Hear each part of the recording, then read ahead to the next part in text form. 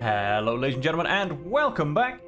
I'm Will Dragon, and this is Suzerain, where we are the president of Swordland, where we are trying to make this country great again after about 30 years of strife. You know, no small ask at all.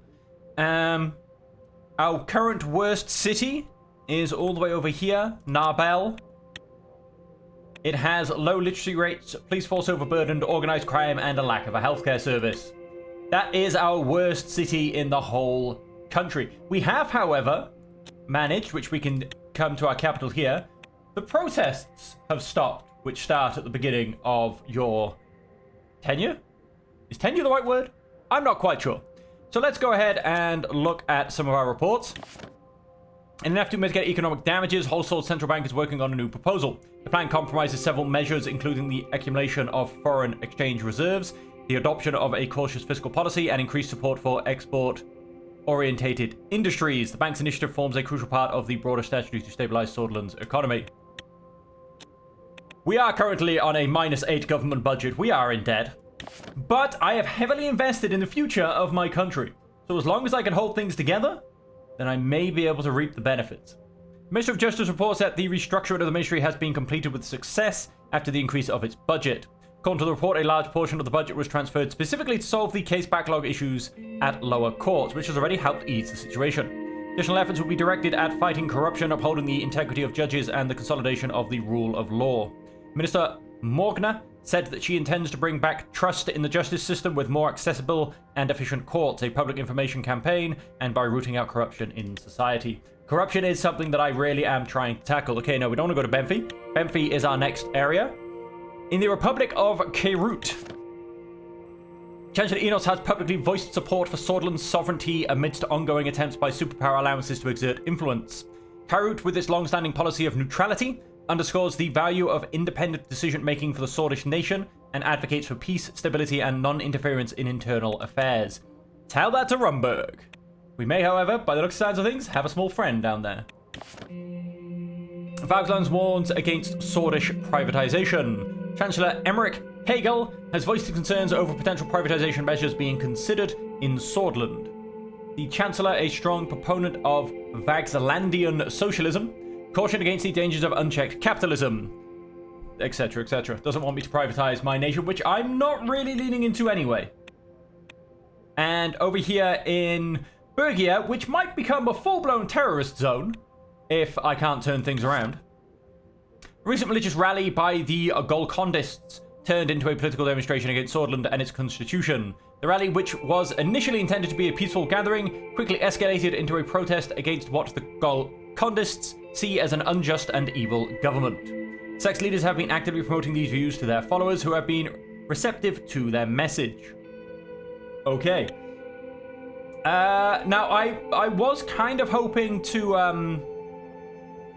win, to slightly open the hearts and minds. I don't know if I'd quite be at the stage of winning hearts and minds at this point, by the fact that I did not force them to preach in our language. I do not want to take away the original language of their religion.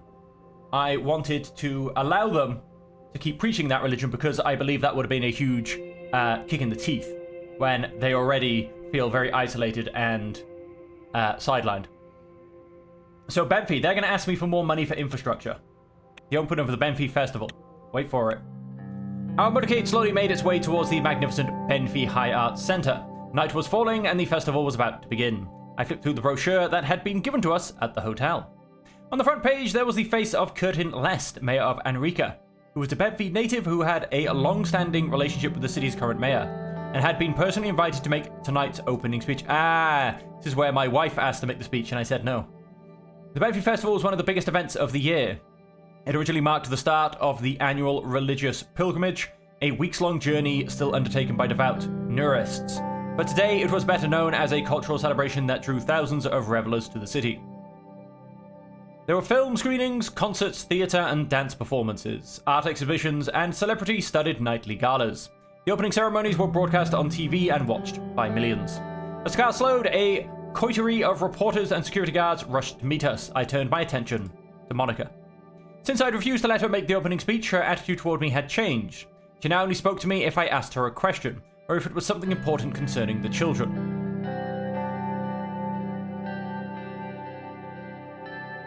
Are you still angry about my decision? She didn't reply at all. She clearly did not want to pursue this topic any further. As soon as Serge opened the door, we were enveloped by the roar of the crowd. The next few minutes were a blur of handshakes, photos, and reporters' questions. The onlookers cheered as we walked the red carpet to the newly built Arts Centre. We followed the guards through the cavernous white halls until we came to a set of arched doors leading to the auditorium. We waited outside as security did a quick sweep of the area, then we headed in. I had been asked to make a quick set of remarks introducing Curtin Lest. I beckoned Monica to join me on the podium. I am going to find my seat. Monica brushed past me, took her seat in the front row, and crossed her arms. I walked alone to the podium. I spoke for just a minute, reading a paragraph my speechwriter had churned out about the importance of the festival and Benfey to Swordland. I concluded by inviting Curtin Lest, the mayor of Enrica, to the podium. I stepped down and joined Monica in the front row. Her arms were still folded. Welcome to the first day of the Benfey Festival. He paused for a moment to let the crowd cheer, and his eyes briefly met mine.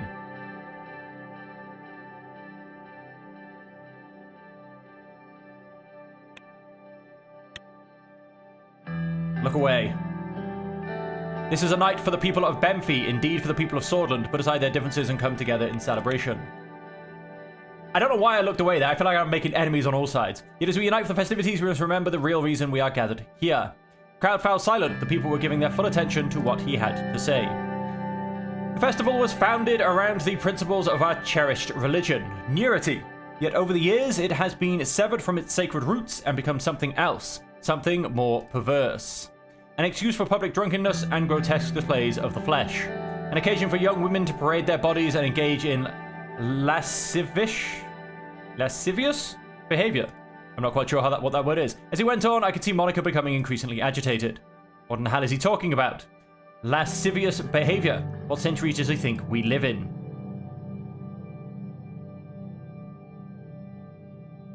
I don't know, just let it be. Monica turned back to watching the speech, a frown on her face. Perversion hidden under the guise of art is not befitting the beautiful city of... The crowd was becoming restless. Many of the younger attendees were murmuring in disagreement, while a few of the older ones were nodding vigorously. As I said, perversions hidden under the guise of art is not enough! The hall fell silent. Monica rose and continued. Mr. Lest, it is not young women who are disgraced to this fine festival, but you. You and your backwards, puritanical attitudes, which have been holding this country back for far too long. I will let her carry on. Monica turned to face the audience, speaking loud enough to be heard without a microphone. Women of Swordland, we must not let people like Mr. Lest use religion as a justification to demean and oppress us. Our time has come. Shot gas ran through the crowd. A few people rose and applauded. Curtin Lest waited to speak. I think Mrs. Rain is forgetting her place. What do you think my place is, Mr. Lest? The kitchen? This festival is not about your retrograde traditions. We are living in modern times now. It's 1954, folks. And it isn't your place to decide how the people of Benfey, especially the women, should celebrate their own festival. I'm gonna let it continue. I looked at the podium to see Curtin Lest's piercing gaze on me. There would surely be a price to pay for this. Mr. President, could you please control your wife before she embarrasses herself any further?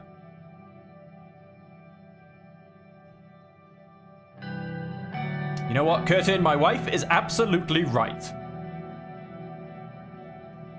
Monica looked at me, surprise registering on her face. Thank you, Anton. I turned to Curtin.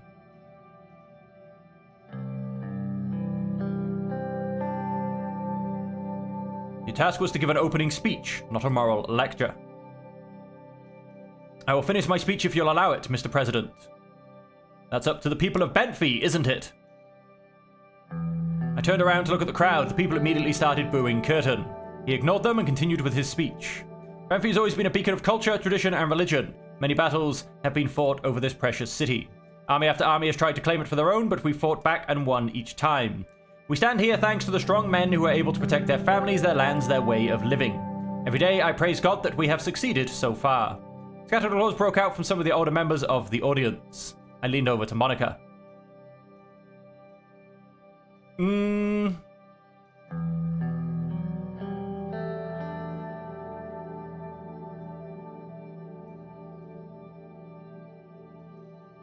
not going to go a religious route. Praise God, he's only allowed to speak for another 2 minutes. Monica stifled a short laugh. Yet traditions that form the very fabric of our society are being tested, even as I speak. We must stay true to our values so that Sordon can prevail, so that Benfey can prevail. With these at the forefront, I am convinced that Sordon will continue to be the greatest nation in the world. I invite every single one of you to celebrate our roots and our traditions at this holy Benfey festival. I hereby declare the festival open. Praise God, praise Sordon, praise Benfey. Morgna West Core. Vecton Sis Da. Most of the people in the hall finished the decades-old saying, including me. Monica's lips moved, but she didn't say the words out loud. He exited the stage as the band struck up the official festival anthem. I spent the rest of the evening alternatingly watching the festivities and conversing with local politicians. By the time we got back to the hotel, I was exhausted. But thanks to the festivities still raging outside and the sound of Monica tossing and turning beside me, I couldn't sleep at all. Well, I chose to not let her speak, and turns out she's going to speak anyway. And Welland deploying special forces to Vernon. That guy, President Smolek, has announced that the city of Vernon has been put under curfew along with 7 other towns in the northeast of the country. As well as specially trained military forces in the combat. Specially trained military forces in the area, I guess, to combat the military organization known as Bluish Freedom Front. Welland has increased its effort in fighting terrorism with aerial campaigns and ground operations targeting BAF militants in their hidden bases. This operation will surely have consequences for the region, particularly for the neighboring countries of Lesbia and Rumburg, and particularly Swordland, which has a large population of Bluish people living inside its borders. So if we actually quickly go to the world map. Whoops, no, sorry. Hang on. I'm trying to do this with just a mouse, so I really should just put my hand back on my keyboard. So there you go. Did it say Wizen? No, that's city of Vernon. I don't quite know what that is. It's not on map. Closest city to us is Wizen. And his team is currently leading a diplomatic mission. What are we, by the way? Hang on. Sorry, what is we? I didn't quite finish that sentence. In terms of, what's our GDP world rank? I truly don't know. Our population is 17 million. Their military is equivalent to ours, and relations are neutral. Member of AN, member of OMEC. It won't be under connections, I don't think.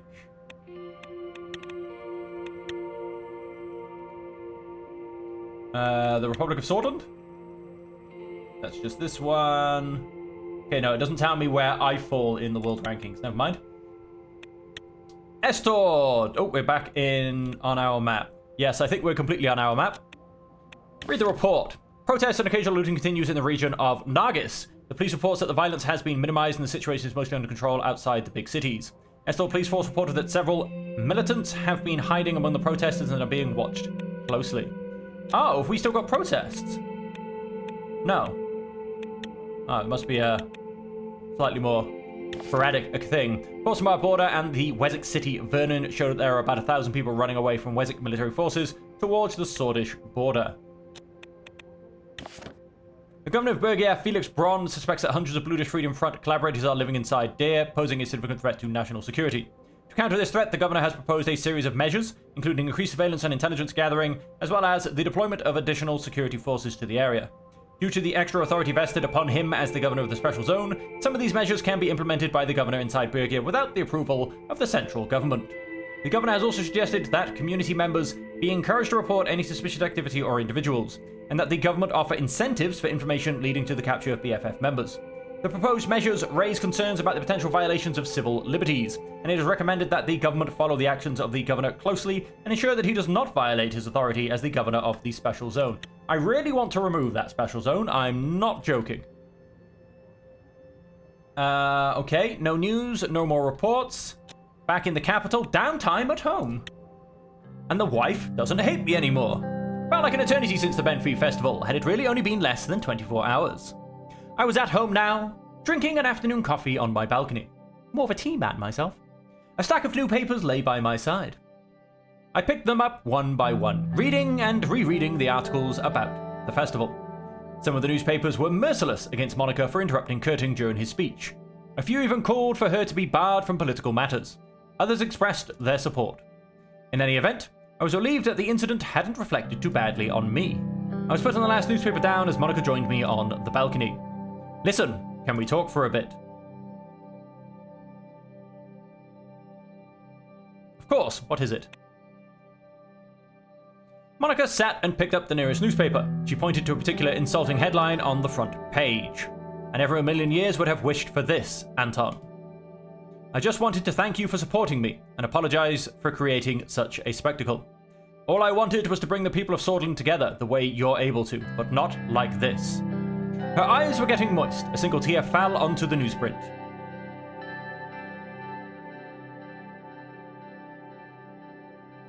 Wipe her tears away. I leaned forward and wiped her tears from her eyes. She clasped my hand to her face. Oh, Anton. Her eyes filled with gratitude. I could see she'd slept as little as I had since the festival. Thank you. One more thing. You know how stubborn I am. Perhaps the festival wasn't the proper forum to air my views on women's rights. But I still need to do this, Anton. I want to officially adopt this cause as First Lady. To actually get involved in politics, not just give impromptu speeches. I could even help your education minister with those reforms she's working on. I know this is something you're passionate about as well. Can I count on you? I'm looking forward to working closer together. This means so much to me.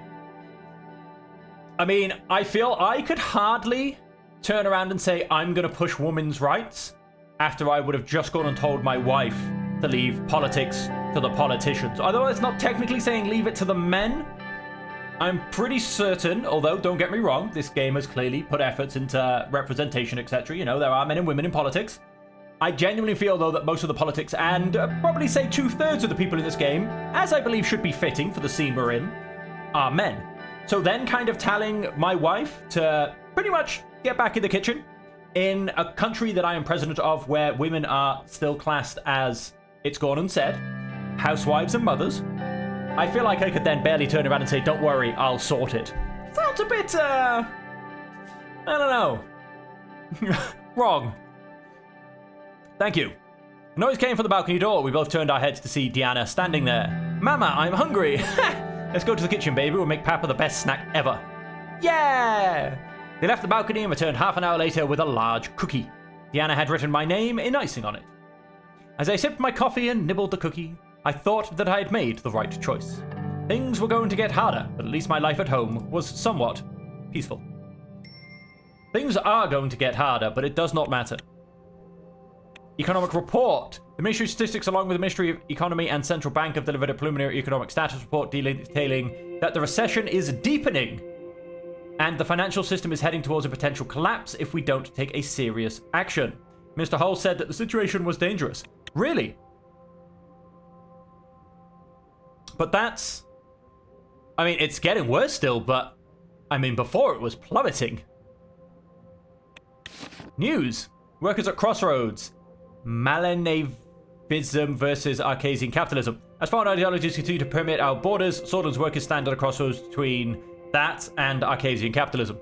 I can't say that word properly. Skilled immigration, a catalyst for economic growth. As Swordland navigates its economic future, attracting top talent from abroad could be the key to sustained growth. A recent study revealed that skilled immigrants contribute significantly to innovation, job creation, and overall economic development. Moreover, these talented individuals boosts competitiveness, often filling roles in sectors facing a domestic skills shortage. First Lady steps up. Benfey Festival is now in full motion and the festival goers are enjoying the many attractions set up. However, this year's Benfey Festival started eventfully. Mayor Lest's opening speech was interrupted by the First Lady Monica, who stood up to the remarks made by the mayor after he declared the festival activities perversions. The crowd absolutely loved the response from the First Lady, leaving the mayor embarrassed. ATO stability rocked by Quinal's potential departure. Rumblings from Quinal.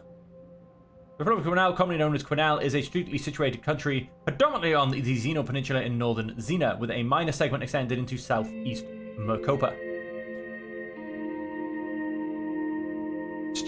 One from Quinal suggests that an intention to abandon their ATO membership, reverting back to an observer status.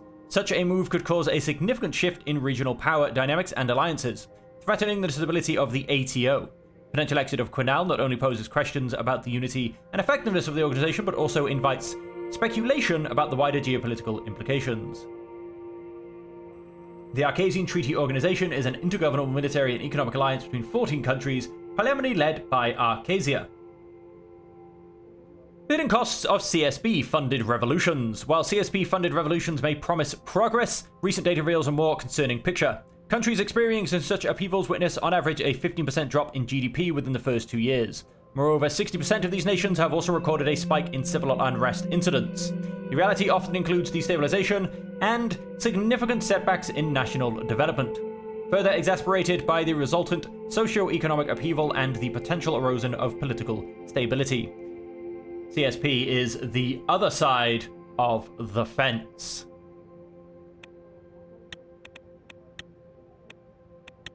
And that is... So ATO, these are these guys, right? Yep, Arcasian Treaty Organization. And Quinal, there you go, Republic of Quinal. They're thinking of leaving them.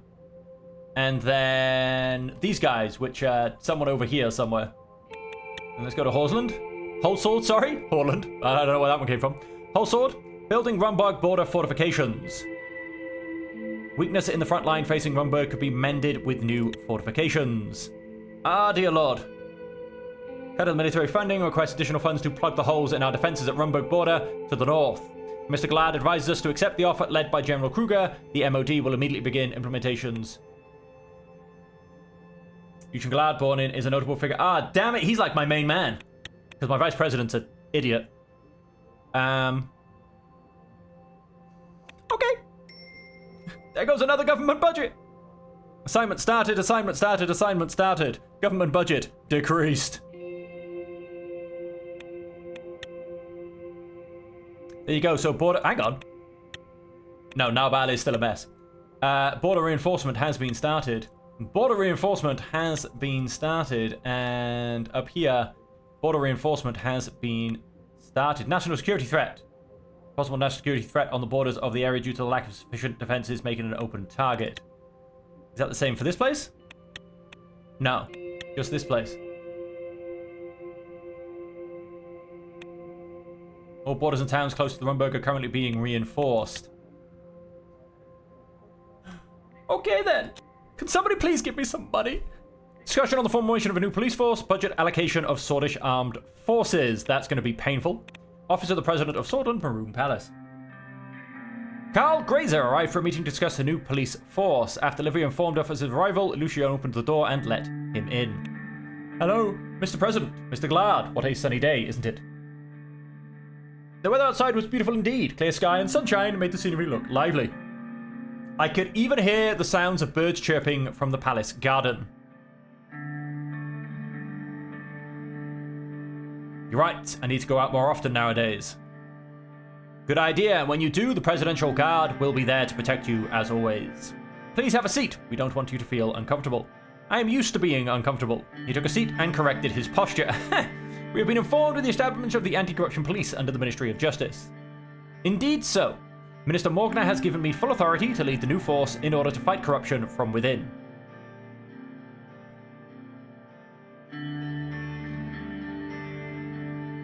I hope we'll be close partners in the fight against corruption. Sir, we have a tough and long fight ahead of us. It will take years, but we will win. You can believe that. I want to make it absolutely clear, my belief in you as a leader is unquestionable. Minister Morgner, though not as inspiring as you are, has also shown great capability. The more I work with her, the more I am convinced that she is a very motivated and efficient administrator.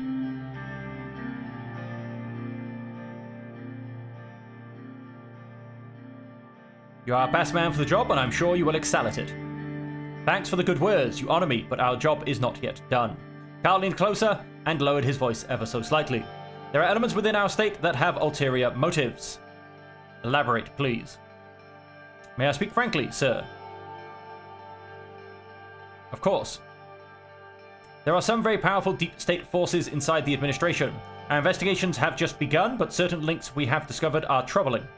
Mr. Hawker has financial and other ties to certain figures. He is a dangerous man. Mr. Hawker.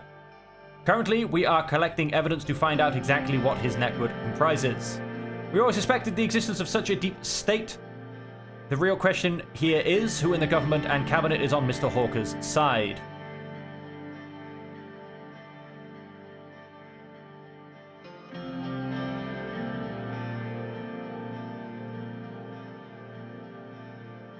I guess Minister Morgan is on our side on this. She really wants to tackle corruption inside. Yes, she does. Despite constantly encouraging resistance in the ministry and other institutions, Morgna is poking around where she isn't wanted. The most important subject here is the old guard establishment. They pose a direct threat to us. Once enough evidence is gathered, we should be able to begin the corruption trials if we want to. Hawker, Heron, and the rest of the guard in the Supreme Court won't be able to be prosecuted at all. And the rest of the guard in the Supreme Court won't be able to be prosecuted at all. This means we can't cut the head off the snake, but we'll be able to strangle everyone around them. Besides them, there are other elements we are aware of. The oligarchs seem to have some people on the inside as well. We have received some unconfirmed reports about Mr. Tusk, having brought people in the administration.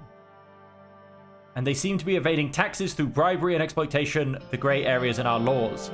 Our investigators in Estord and Narbel have also found some suspicious financial activity from some of their corporations. Estord being up here. And I believe Narbel being in... right. If their tax returns were to be made public, it would help us track irregularities in the filings.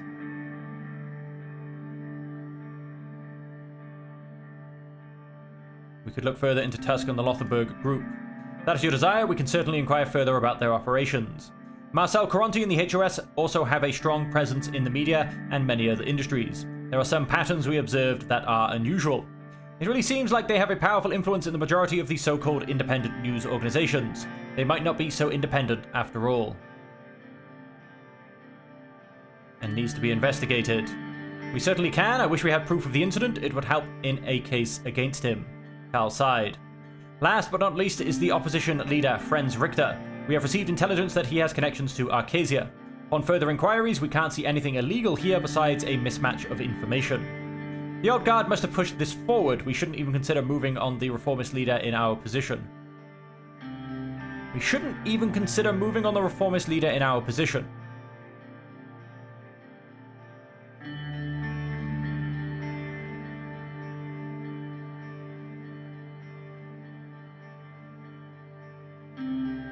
There is nothing illegal, so why even talk about this? I wanted to disclose all of the information that the ACP has. There are so many potential corruption cases here. Therefore, we need to pick a faction to focus on. We can't investigate everyone within the remainder of this term and come up with a thorough and compelling case. The most logical steps would be to use the ACP to pressure either the oligarchs or the old guard. Where should we concentrate our anti-corruption efforts? Hang on. Let me come to my current proposal. Impeachment of the president, appointment of ministers, election threshold, presidential decrees, term limits.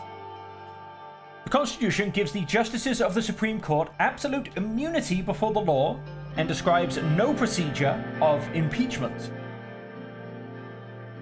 Can I change this?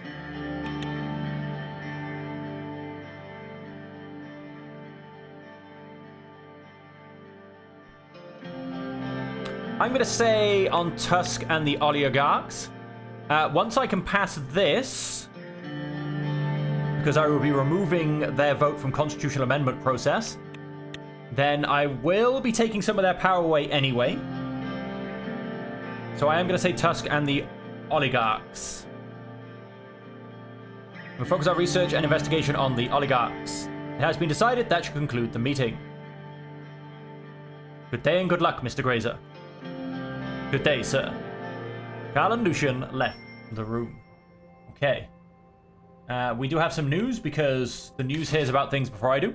Anti-corruption police force formed. A special police department has been formed to fight corruption within the state businesses and the police itself. The new anti-corruption force, Anti-Corrupten Police, will serve its duties under the Justice Ministry of Sordland. We're ready, said Carl Greiser, the newly appointed chief of the anti-corruption police. We are already conducting a crackdown of corruption within our state institutions. Our officers started working on the intelligence reports, Grazer said. Okay, and budget allocation for Swordish Armed Forces. I have no budget. To determine the current situation of the military and its spending policy, we had a meeting in the White Room. Peter, Valken, and Iosif were seated.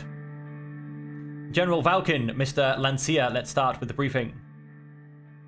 We have prepared a briefing to convey further details about the current situation of our military. Which branch would you like to know about?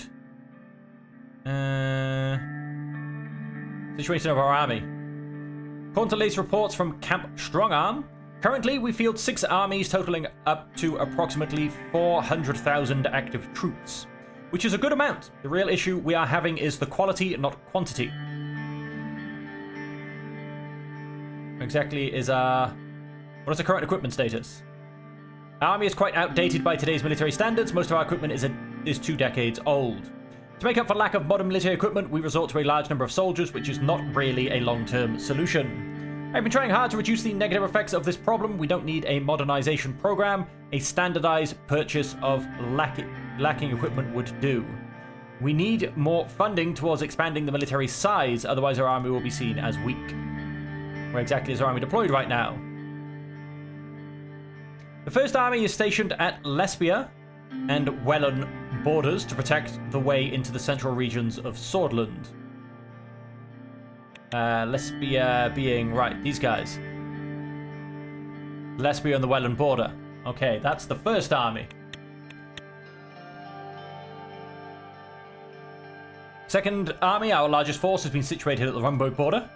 Second Army has a large mountain commando force and is the most adequately equipped army to face Rumburg.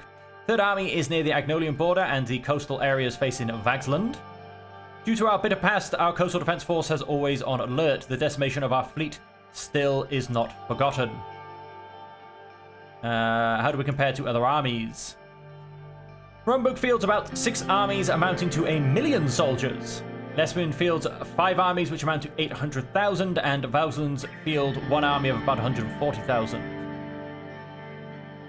Welland field an army amounting to 100,000 soldiers, and Agnolia field 2 armies with a total of 200,000 soldiers.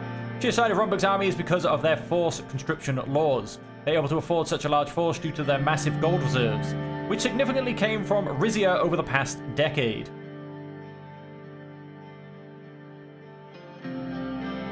Right.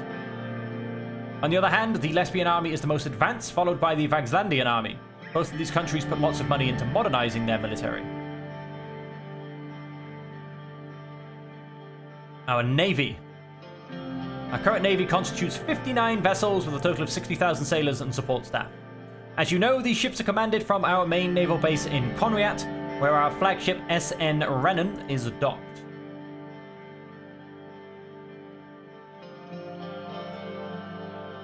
Our navy is dwarfed by the size of the Vagslandian navy, which has 194 ships, and the Agnolian navy that has 81 ships.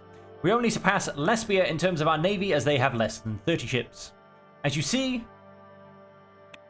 I don't know if we look at this, Lesbia, which is quite small, and I don't know about what these guys do, but they're huge and they're kind of big. As you can see, the situation is dire, but the solution is not just more ships. To make a truly better navy, we need to equip our ships with modern radar and sonar systems. More outdated ships wouldn't mean much. Which sees as our navy patrol. We are patrolling the Markian Sea, the Grey Strait, and the Antassian Sea. Markian Sea, Antassian Sea, and he said the Grey Strait. So basically, all the way around here, in other words.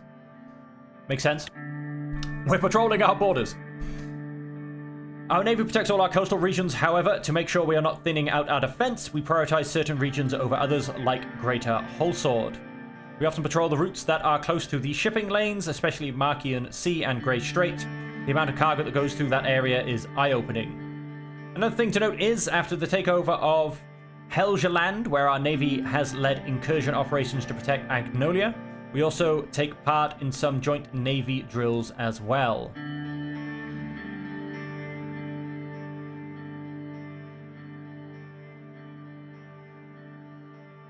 Our Air Force. Do we have an Air Force? 410 planes. out of which 140 are jet planes that are not in great condition. 30,000 pilots and support staff work in the Air Force, and they are commanded by the Mark. That's not most of those are going to be pilots, but the fact that it puts that number just before the word pilot is like, whoa, that's a lot of pilots for 410 planes. And they are commanded from the Mark Air Force Base in Erleroy. Our planes can bomb targets within 400 kilometer radius of their airfield. They have medium range and semi-effective nighttime bombing capabilities. At any time, we can field 7 air wings composing a total of 130 aircraft that can operate in combat duty. This is enough to subdue most targets. In terms of our bombing capability, we have an average of 100 meters of precision. This is not great, but it is still within the effective radius of the bombs. How experienced are our pilots? Our pilots have average experience. They have a total of 450 hours flight time with their craft before they are qualified. This gives them more than enough time to get used to it. This is low compared to 1,000 or 1,500 hours in other countries like Arcasia, United Contana, Lesbia, and even Vaxland. Normally the hours per pilot should be higher, but due to the lack of funding, we can't increase the training times. Fuel costs are rather high.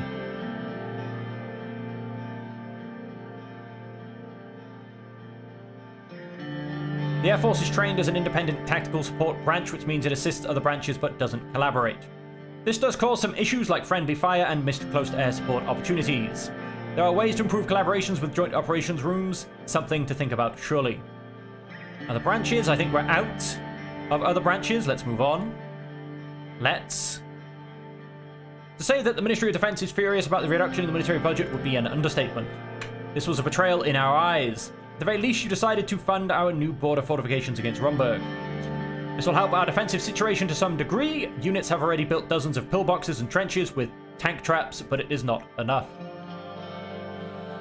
If I didn't know better, I would say you are intentionally trying to weaken Swordland. You dare accuse me of treachery. He did not respond. We stared down each other. Peter finally interjected. Let's calm down, gentlemen.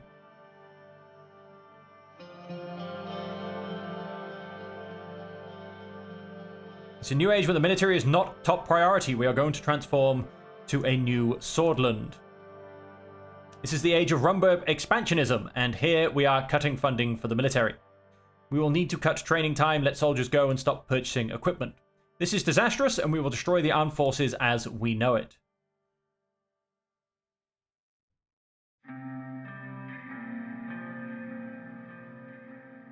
So you'll find ways to circumvent the cuts efficiently.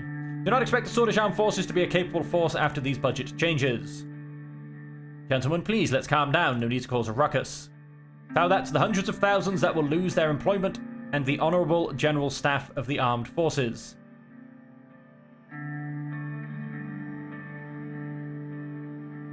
Not as important as it claims to be. Back down, Iosif. What will you do when a defense threat emerges? Call the police. We expected much more from you, Mr. President. You have let us down. Let's hope that our enemies won't realize our weaknesses. Iosif and Valkun were angry, but there was not much that could be done about it. The meeting concluded as the sun set over the concrete jungle that was Holsword. Back off, Iosif. I will take you out. Right, we have a Republic of Magnolia mission. ATO embraces the new Paradigm. PMCs legitimized. The ATO has extended official recognition and legitimacy not only to Cerberus International and Palantir Security Solutions, but to all private military companies. This decision marks a significant policy shift, acknowledging PMCs as instrumental to the future security strategy of the ATO member states. Private militaries now stand firmly in the global arena with the ATO's full endorsement. They are sanctioning private armies, ladies and gentlemen. That's interesting. Republic of Welland, Republic of Agnola. We've got our foreign policies to pick up on. Death of former Black Battalion Brigadier General. In Estord, a former Brigadier General of the Black Battalion has been found dead. The cause of death is currently under investigation. The Brigadier General, who once held a significant position in the military establishment in the 1930s, had many followers from the NFP, and his sudden death has caused a stir in the city. Holsword. The Ministry of Education is reporting that the massive overhaul to the education system is progressing very well. All schools in Swordland will collaborate in the reduction of hours taught in citizenship, solism, and nationalism subjects. significant efforts are being made to lessen the political indoctrination in education. Other changes are also happening in the curriculum. Pedagogical improvements like improved teacher-student relations and the emphasis on critical thinking development have begun all across the entire country. Minister Wilder reports solid progress on many fronts, with few schools delaying the transformation on political grounds. The Elwood Railway running from Hulsall to Lackavon is mostly complete, with final preparations being made for the opening. Regrettably, there have been some issues around the workers' rights law with Taurus Holding. Nonetheless, the project will be completed on time thanks to the administration's decisive actions. With Hulsall about to be closely linked to the country's biggest port in Lackavon, businesses in the region are expected to gain a significant boost and are already negotiating rail transport contracts for the transfer of goods. I'm hoping that makes that go upwards. We'll find out. Valgan. Gruny, known for its fertile lands and world-renowned vineyards, is currently experiencing a stagnation in regional growth. This economic flatlining has raised concerns over Gruny's economic resilience and the need for innovative strategies to revitalize its growth. The city and the regional authorities are closely monitoring the situation to take necessary actions. I believe I invested in improved machinery for my agriculture. Regional growth stagnates. Rates flatlining. Industries and businesses across various sectors are reporting sluggish performance, affecting the city's economy vitality. This sparked concerns about the region's economic resilience. This railway needs to be finished and give my country a boost.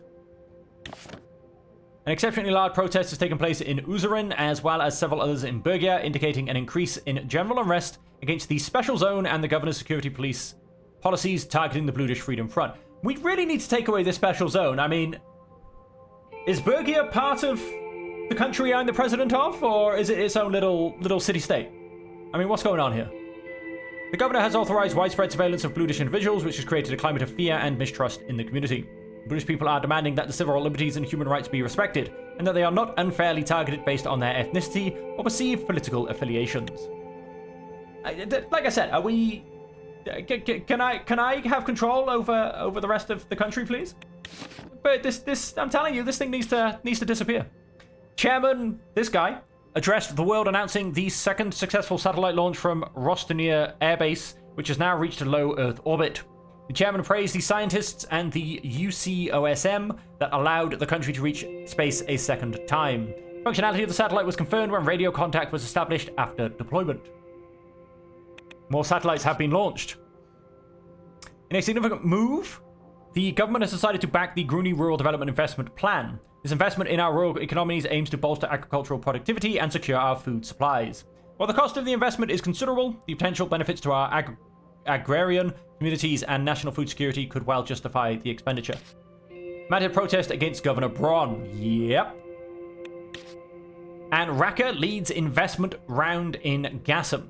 And Raqqa is leading the way in a new round of investment in Gassam, with Quenal and Gaumland also expressing interest. The decision to invest by these nations could potentially stimulate Gassam's financial recovery and open new avenues for international cooperation. This move signals a shift in the global energy market and could signify impact Sordland's energy sector. How are they investing when we didn't raise the energy protection threshold? It stayed at 20%. It didn't move. I'm sure it didn't move. Compulsory sortish, going to decrease funding. Military? Yep. We do have experienced general. Energy Protection Act at 20%. Yeah, it's still at 20%. Didn't move. Okay, we're going to go to Agnolia first. Trade talk to Prime Minister of Agnolia, because this one, I think, will be nicer. Sordland 1's flight from Hulsall to Stalport took 3 hours, but went very smoothly. We were about to touch down. David left his seat and came over while Simon was enjoying his newspaper. Looks like we are about to land, Mr. President. I looked outside, I could see Helgeland, the island in between Vauxland and Agnolia. So many conflicts over such a small piece of land. The island can barely sustain itself without outside help.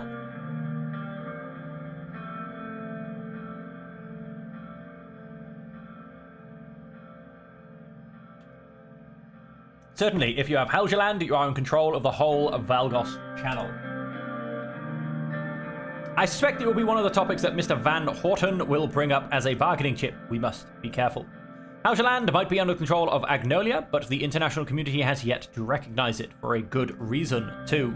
Nobody wants to make an enemy of Vauxland, especially because of the support of United Contana and the CSP.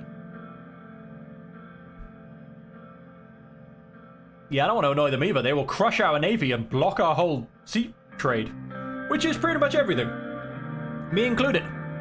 I agree we should try our best to stick in the middle ground. Simon folded his newspaper, got up from his seat, and sat right next to us. Aside from the point of Helgeland, we need to be careful with the additional requests. According to the deal that was negotiated so far, they want to sell us their steel for a higher price, and they are requesting easier access to our agricultural market. In return, they are promising cash flow and investments, especially in the Agland region. Not hard to guess why. Precisely, Agnolian immigrants in our Angland region make up a good chunk of the area's economy now. During the initial negotiations, they brought up the topic of immigration many times. The fact that we have relaxed our immigration laws will help tremendously. Let's see if we can shake hands on it. The pilot made an announcement that the descent had started. David and Simon went back to their seats. I took another look outside the window. I could see Stalport, the capital of Agnolia. The large dockyards of the city and the canals Stahl in Agnolia appeared closer as our descent continued. Stalport was certainly a fitting name. A couple of minutes later, we finally touched down. Plane parked. That was a rather heavy thump in the noise sound there. And that wasn't me, by the way, folks. That was the game. I took a final look out the window. The welcoming ceremony from Agnolia was waiting along the red carpet outside. After the guards made their way out, I exited the plane. Wave at the crowd. Wait at the crowd that gathered. There were many camera flashes. I started to make my way downstairs. Prime Minister Van Horten was nowhere in sight. Instead, I was greeted by the Foreign Minister. After handshakes and a couple of photos, I moved to the car where Serge was waiting to drive me to the office of Prime Minister. Good day, sir. I hope the flight was comfortable. Yes, it was. Thank you, Serge. I got in the car and we made our way through the foreign streets. Our convoy was protected by Swordish and Agnolian guards in their vehicles. We got on the highway beside the port and saw dozens of dockyards and ships anchored. Some of the boats and machinery looked old. The city itself looked very grey and grim. The buildings had a touch of Rumberg's famous monarchian architecture with a mixture of Swordish signature domes on the older ones. We were now on the main road to the office of the Prime Minister. Looks like they are not too happy to see you, sir. Serge pointed at the crowd that gathered on both sides of the street. It was a protest. They were shouting and yelling at our convoy. Some of them held signs written in Swordish. Swordland must pay its debts to Agnolia. You know, I never knew Agnolians were so ungrateful. Not everyone sees a great leader like you every day.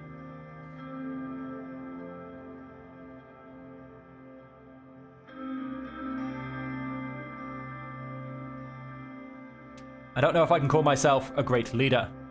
Sir, humility is important, but not in this case. They were always scared of Swordland's potential, and now they are afraid that a lion leads Swordland. They are afraid of you. The convoy started slowing down. We have arrived, sir. The car continued through the gates while the security vehicles went the other way. We finally came to a stop in front of the door. Serge left the car and opened the car door. I exited and began walking to the door where dozens of press and the Prime Minister were waiting for me. I saw the PM much more clearly as I neared the door. He was shorter than I thought. Mr. President, welcome to Agnolia and to the beautiful city of Stalport. Who currently serves Prime Minister. He's the youngest politician to hold office. Leader of the centrist Nurist Democratic Union of Agnolia after his extensive campaign to bring the economy out of recession. He has been a staunch promoter of privatization and relaxed immigration laws. He promised to find new trade partners and replace old unjust treaties with fairer ones. That's what he's been peddling to his people. During his first years as Prime Minister, he brought Agnolia closer to the West, signing mutual cooperation agreements with Arcadia and Lesbia. He strongly promoted the free movement of people across Mocopia and increased Agnolia's presence in the OMEC. Agnolia's steel production greatly increased, and the volume of Agnolia exports to Western Mocopian countries doubled. In order to strengthen Agnolia's economy and its independence, he started a new initiative to discover new natural resources in the Amarcian Sea.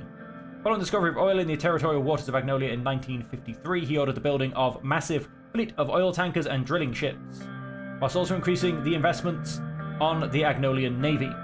This quick expansion of the Navy and the increased Agnolian presence in the Amarcian Sea has further deteriorated the country's relations with Vauxland. Ah.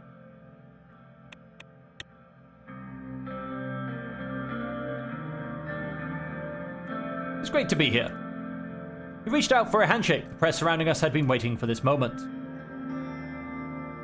Shake hands and hug after. We shook hands and I went for a hug, which was well received by the Prime Minister. The press went wild and took more pictures. He gestured to the entrance of the 200-year-old parliamentary building. This way, please. We entered and the press followed us inside. I would like to present you with a gift as a sign of friendship between our countries. An assistant showed up immediately with a large glass case in her hands. It contained a single sheet of parchment inside. This here is one of the first treaties written between Swordland and Agnolia. May it mark the renewal of our friendship today as well. This is an amazing gift. Thank you. Our photos were taken again. I gestured at one of my retainers who was holding our gift to the PM.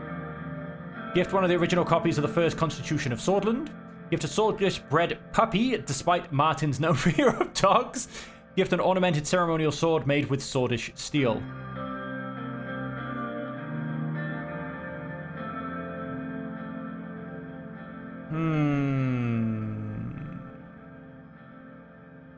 It's like, did I bring all three of these gifts with me? And I'm like, which retainer do I gesture to? Damn it, which one was holding which gift? This is so stressful.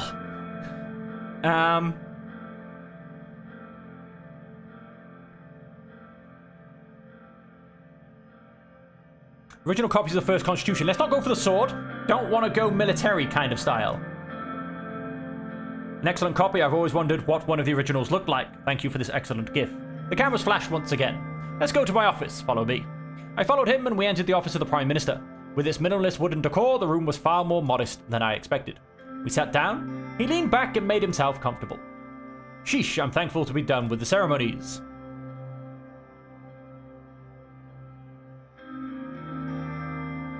It's one of the tougher parts of our job. He got up from his chair and moved over to the bar. There were many varieties of liquor.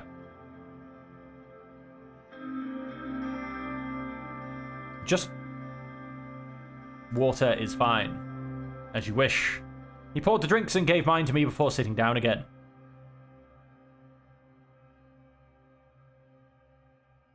What was with the protest outside? Lashing out at me before we even start discussing the trade deal. Please look at your own country first before indulging yourself with Agnolian matters, Mr. Rain. My country don't hold up signs saying Agnolia, screw you. So, recent immigration policy changes. I am glad that you have decided to keep it relaxed. Immigrants are very important for beneficial economical development. We believe that very much in Agnolia. It is reassuring to see Swordland moved in a more modern direction. Thank you. So tell me, Mr. Rain, I have to remember sometimes that, like, I'm not just picking options to try and draw information out of people. Like, there are actually consequences to what I say in this, a lot more than most other games. So tell me, Mr. Rain, is Swordland a reliable trading partner to Agnolia?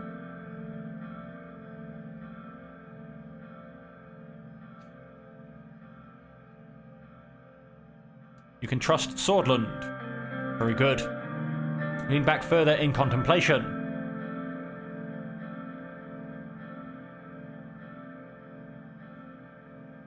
So, what's it going to be? First of all, if we shake hands on it, this agreement is going to be extremely beneficial for both of us. You should be able to solve your recession in no time with the investment and money flow coming from us. This is, as you know, on top of the reduced tariffs for trade between our countries. Of course, in return, as discussed between my people and your people before, you will allow us privileged access to your agricultural market. You'll be buying steel from us for a higher price, which is a small price to pay. Really, that is the deal. What do you say, Mr. Rain? I accept -1 government budget. This is not a beneficial deal for Swordland.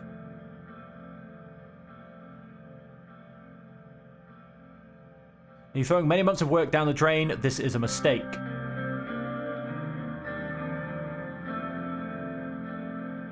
Agnolian steel isn't worth that much, Mr. Van Horten. You'd rather import it from Rumburg, then?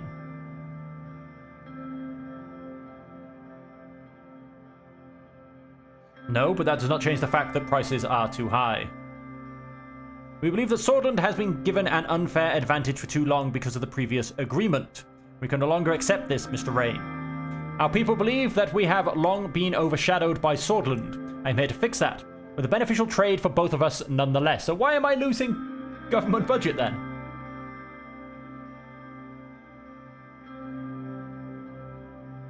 Is there no room for discussion? We don't want to lose our cooperation with Swordland. Maybe I can agree with the old prices. I will offer an alternative for the sake of our history together. As you know, Helgeland has been long contested between Agnolia and Valgsland. You know how the international community does not recognize our rightful claim on the island, including Swordland. Wouldn't it be fitting for Swordland to finally announce the recognition of Helgeland as Agnolian territory? If you do that, we have a deal. No. It's rejecting a trade deal that rights the wrongs of the past and doesn't recognize its partners' territories. Yet we are the ones asking for too much. Yeah, because I haven't asked for anything. I'm simply turning down your ridiculous proposals. I haven't asked for a single thing here. I took you for someone you were not, I suppose, but you are no different than your predecessors. Be careful with your words, Mr. Van Horten. My apologies. I thought this could be the start of a new era, but apparently not. Well then. He stood up from his chair. We must continue the official program. As you know, we will pay a visit to our founder's grave for another ceremony. Afterwards, we will move on to the state dinner.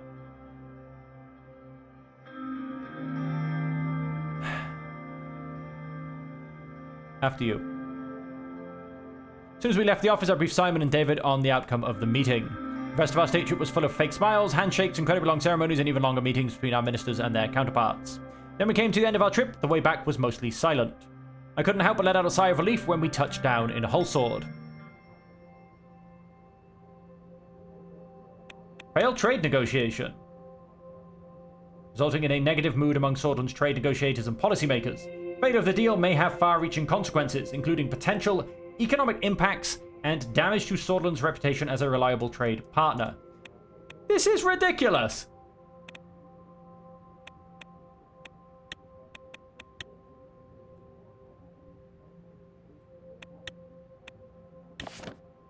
Protests and occasional looting of the past weeks has ceased in the city of Lenkirk. Lenkirk police have reported that the situation is now under control and thousands of arrests have been made while quelling the situation. Bergen police were ambushed in Ribble by two underage suspects armed with Ka-74s, who were quickly killed. The suspects are believed to have been newly recruited militants of the Bluish Freedom Front. This incident highlights the growing trend of underage recruitment by the BFF and the increasing danger posed by these young militants. Van Horten is playing with fire. Yesterday morning, Chancellor of Valgsland, Hegel, delivered a press conference in Helm about the escalating tensions in Helgeland. During the press release, he said, Agnolia's unlawful occupation of the island will not stop us from doing whatever it takes to protect our people living in Helgeland. He heavily criticized and condemned Prime Minister Van Horten, saying, we are dealing with an illegal occupation force which doesn't refrain from entering our territorial waters without asking our permission. Yeah, my personal impression from Van Horten, who we've just gone and met, it seems the game's very much made him a Agnolia first, Agnolia best kind of a person. Yeah, and it's a little bit disappointing because I feel with that deal, he could have greatly benefited himself, even if the steel prices had stayed the same. But I feel like he's basically made a lot of his policy on our country. We've been bullied by everybody else, and that will no longer happen. Which is not really gonna get him very far, in my opinion. I think that's actually now further going down, although I'm really not sure. I think I also do imagine it slightly moves. I know it was worse at the beginning of the game. It was on a much further downward trend. So we do have another political talk to happen with Wellen. And I don't know how that one's going to go in the slightest. But... oh, what's this? Oh, that's my journal. But we are going to leave the episode there, ladies and gentlemen. When we come back, we will be starting with the trade agreement with Wellen. At least I think that's where we'll be starting. I hope the game saves when I turn it off. I actually have no idea how the save works in this. I think it might start just after our last failed trade agreement, which, like I said, it's a shame. But he seems to very much be put in his country of, we've been bullied by everybody. Our problems are because everybody has been putting us down, and that will no longer be the case. Which, like I said, not really going to get him anywhere because he's I feel like we could have improved like 3 out of 4 of his things on the trade agreement. I understand it's a game, but and clearly it wants to push the most important thing. He's also trying to pick a fight with Valsland, who by the sounds of it will beat the crap out of him because of Helgeport.